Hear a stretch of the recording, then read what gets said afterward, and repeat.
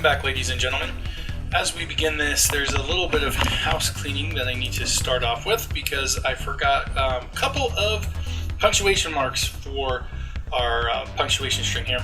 And those are the angle brackets, or you might call them the less than and the greater than sign. These are characters that do not need to be escaped, so we can just put them in here and save those for further development.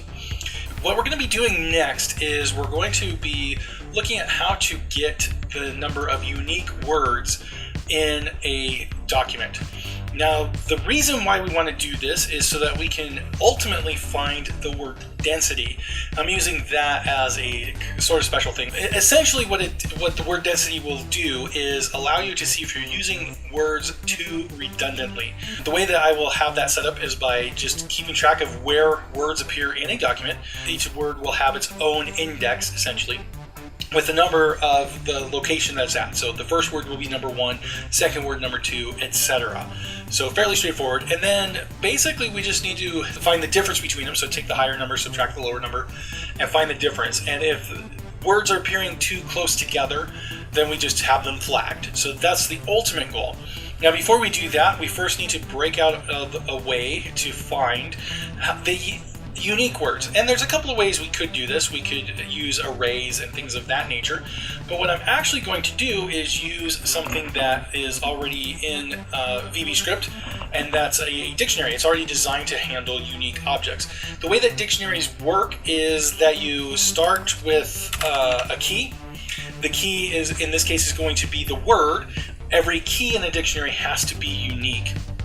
Once you have that key, then what you can do is assign a value to it.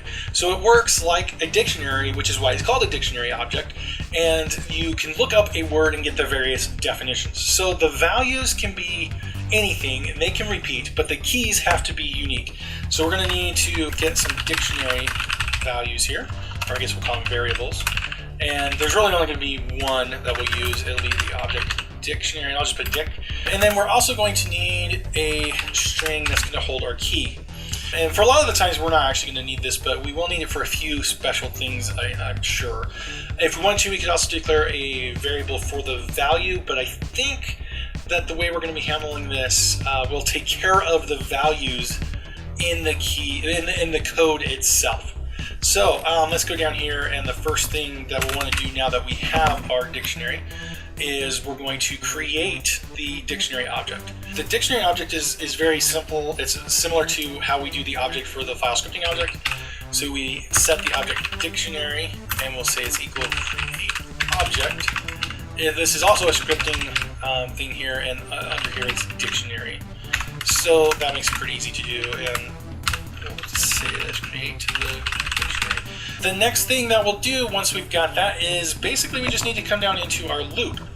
And what we're going to do is we're going to use this counter as our variable that keeps track of the word that we're in the document. So we'll just increment this for every word. So once we get up to here where we have the array of words, we're going to use that for loop again. So for each word in array words, and then we'll have our next statement here. But what we're going to do first is let's sanitize this a bit. We don't really need to do this if all the code went through fine, but I don't mind being a little paranoid, so I'm saying word equals trim word. This will clear any white space that might happen to be around it even after we go through our regular expression. And then what we're going to do is say if word not equal to null, then, and then if. This will only execute if the word happens to not be null. And the reason I'm putting this in here is I've done a little bit of testing, and it seems that while the vast majority of blank lines are handled fine, every once in a while it seems like there is a word that ends up null that appears in the file when we're finished. And so to make sure that any null words are removed, we'll just put this in here and only do this if the word actually has some content to it. So once we're in here, we're going to loop through all these words. The first thing we'll do since we set this to 0 is we're going to increment the counter. So the very first time through, it's going to start with word 1. And then the next time through it'll be 2, 3, 4, etc. And we'll just keep that through until it's done. And as you notice, this loop here is going to be going until the end of the file, and then this one is going through all the array, the words in the array. So we'll start with an individual line of text. We'll break it up into words and go through that, and then we'll go to the next line. So this counter going through will actually give us our index for every single word. Now, if we try to add a word to a dictionary that already exists in there, then it will give an error because, again, the words are going to be the key, and the key has to be unique.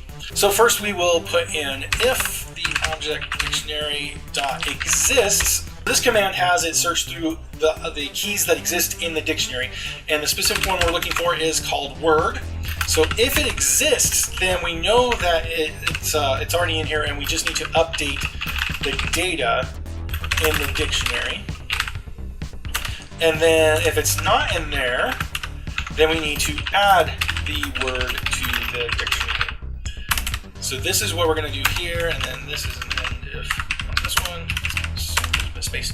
All right, so to update the word, it's actually really simple. We can just say the object dictionary item, and the item with the key of word, we will have that set to object dictionary item word, and then we'll separate the values that are there with a comma, and we'll just give it the counter. So what this is going to store is every key is going to have a word. So for example, if the first word of the file is the, then it will store the in the first word, and then it will say it exists at location 1. And then if the fifth word in there is the again, we will add a comma and the number 5. So that's how we will keep track of what's in there. So basically now we just need to add for new words. The command to add new words is actually pretty simple. You just say this, and then we just simply tell it what we're adding. The key is word, and then the value that we're adding is the counter that it's at. So this will give us the index of the word and put it into the counter. So at the end of all this, we will actually have our finished dictionary.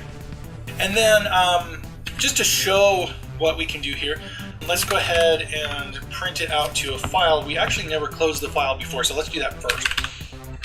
So object file, close. Because what we're going to want to do is now loop out these and just put it into a text document. So we'll put on here, we're going to say this is output data to file. So create the output file. And we'll just call the file, call it results. So let's go set object file. So it already has the object of FSO that already is in there. What we're going to do here is we're going to say object FSO dot create text file, and we'll call this results.txt. We'll set up this way. So basically, if the file already exists, it will just overwrite what's in there. So if you want to run this and then save the items that are in there, you want to give it a different name or copy that over, because if you run it again, it will just overwrite it the way that we're setting it up right now. All right, so then to output the results to the file, we just do for each, and now we'll use our key that's in the dictionary. And then, of course, we'll need to do the next. So for each string that's in the dictionary, what we're going to do is just have it loop through and print out. So we do object file.writeLine. And what we'll have it write is str key. And then we'll do this all as its own lines. We'll get to the end of this, and let's do some cleanup here. So object file close. We'll close that once again. And then this should be sufficient. Let's go ahead and save that. Let's do a quick test document again. So we'll do a text. We'll call this test. We'll edit this, and it pops up over here. This is our test document. This has lots of text in it. All right, so we'll just do that really quick. So test.txt is what we're going to do. Let's run this. We say test.txt, and it tells us there's 15 words, and the process took that amount of time, and we get this results text here, which we can open up, and now we can see that we've got all the words that came through here. Have it also write line after this. We'll tell it to do a tab, and then have the object dot item str key. So this will actually write out the item, and this is going to be a better result. So now we'll run this, do test.txt, goes through like that, we hit results, and now you can see that it tells us that the word this appeared in the first and sixth index, is 2, R is 3, test is 4. Document is pretty long, so that bumped it over here. We will deal with the formatting later. But as you can see now, we are keeping track of where things exist in our dictionary. And that will become useful in our next video when we go through and start adding these to what's called a disconnected record set.